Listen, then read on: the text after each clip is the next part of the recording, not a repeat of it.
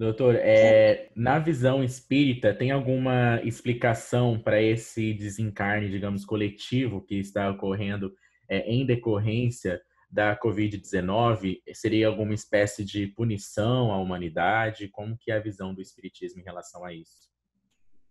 Quando Jesus chegou à Terra, e segundo Ernest Renan, o homem de tal grandeza que não coube na história da humanidade.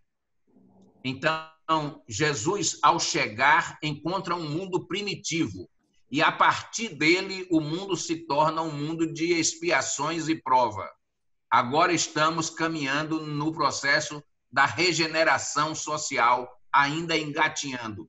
Mas quando Jesus chega, ele encontra a terra que tinha a visão de Deus, o Deus punitivo, o Deus vingativo, o Deus que, a qualquer equívoco nosso, mandava uma peste, uma tempestade, um terremoto ou qualquer coisa, algo que viesse a ferir o homem, como se Deus tivesse os sentimentos que nós temos, de rancor, de vingança, de ódio, de raiva, de mágoa.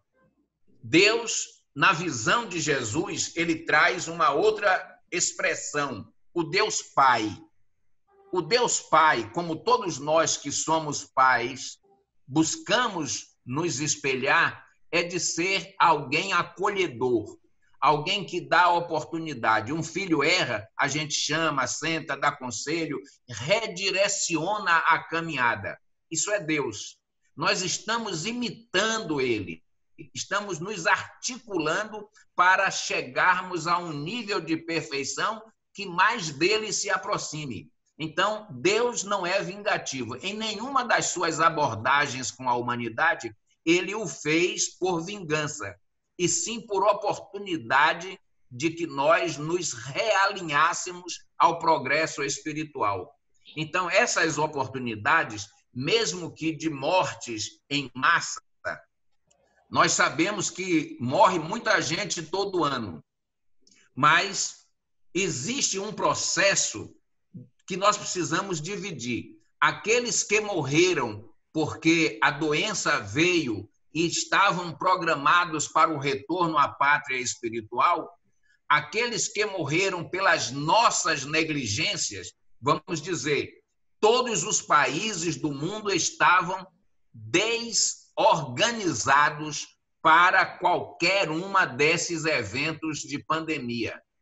Mas porque também não se cuidava da sua população.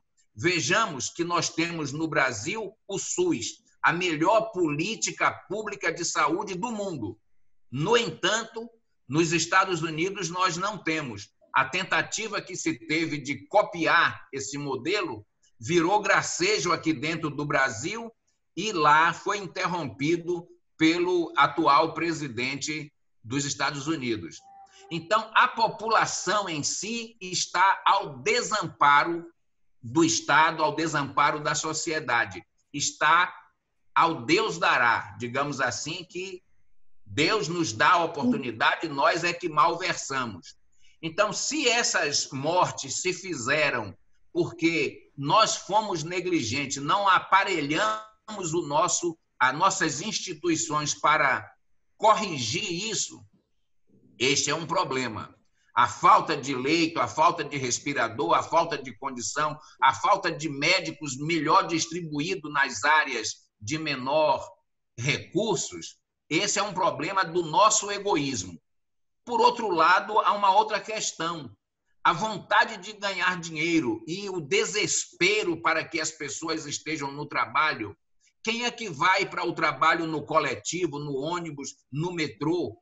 É quem tem recurso? É quem é o dono da empresa? Ou quem é o trabalhador? Então, esses vão se contaminar, esses vão morrer, porque a ganância do dinheiro está aí fazendo esse movimento e muitos vão sucumbir, não é por determinação de Deus, é sim por determinação dos homens.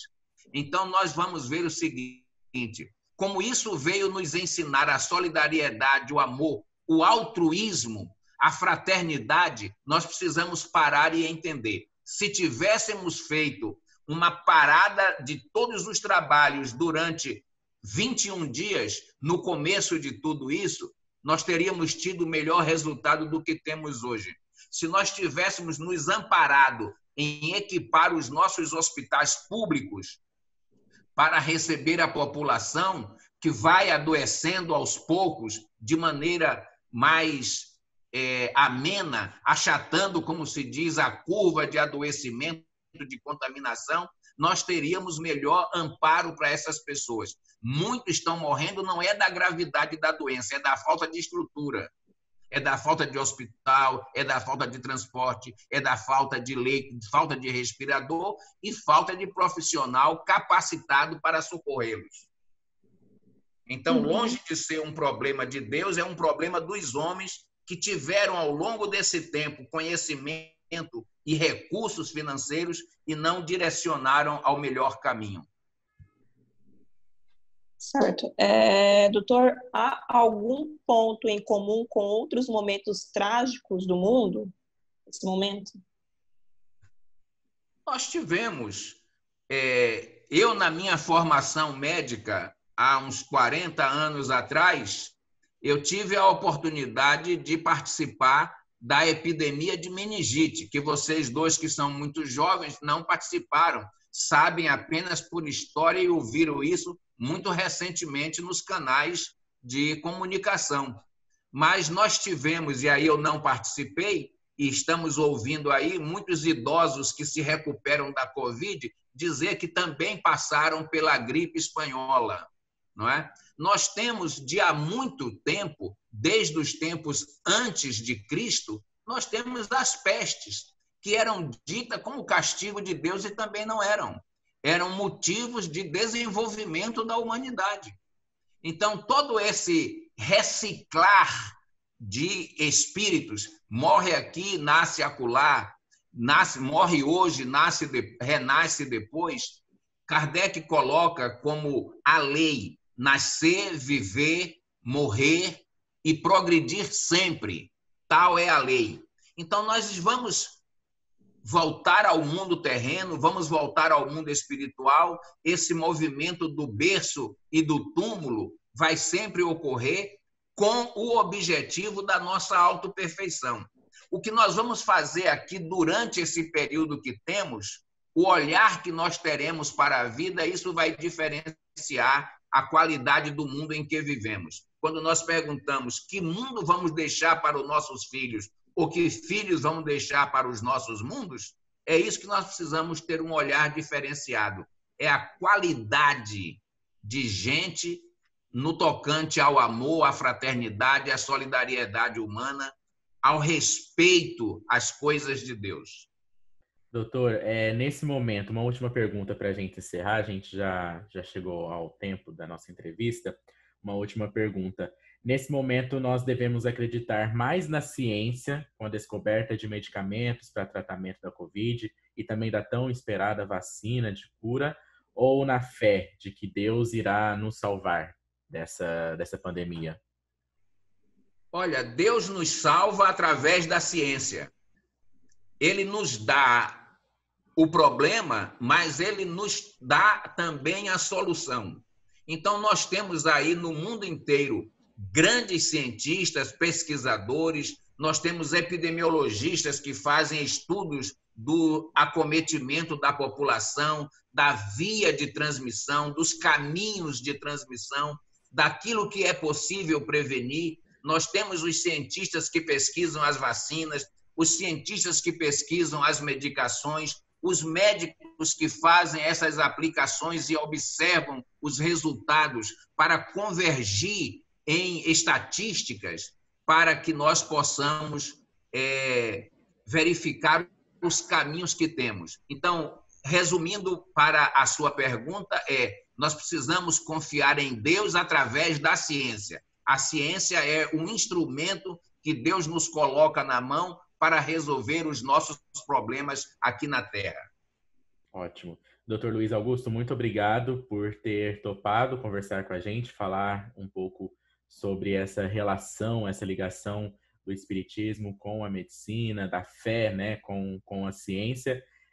Eu quero que o senhor se despeça e deixe uma mensagem também para os leitores do RD News.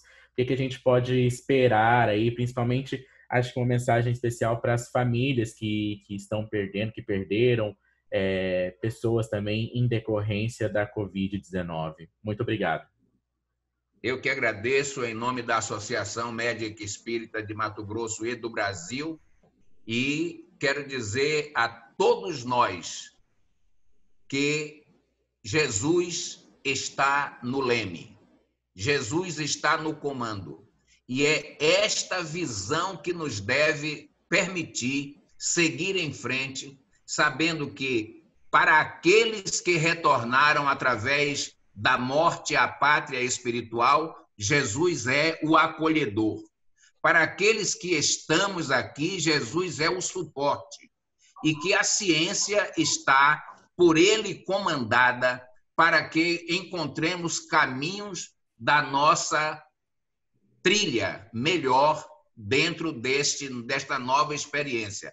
Olhar a pandemia como foco de aprendizagem, que todos nós estamos fazendo, do ponto de vista técnico, científico e do ponto de vista moral, no sentido de que olhemos para o outro como sendo o nosso irmão.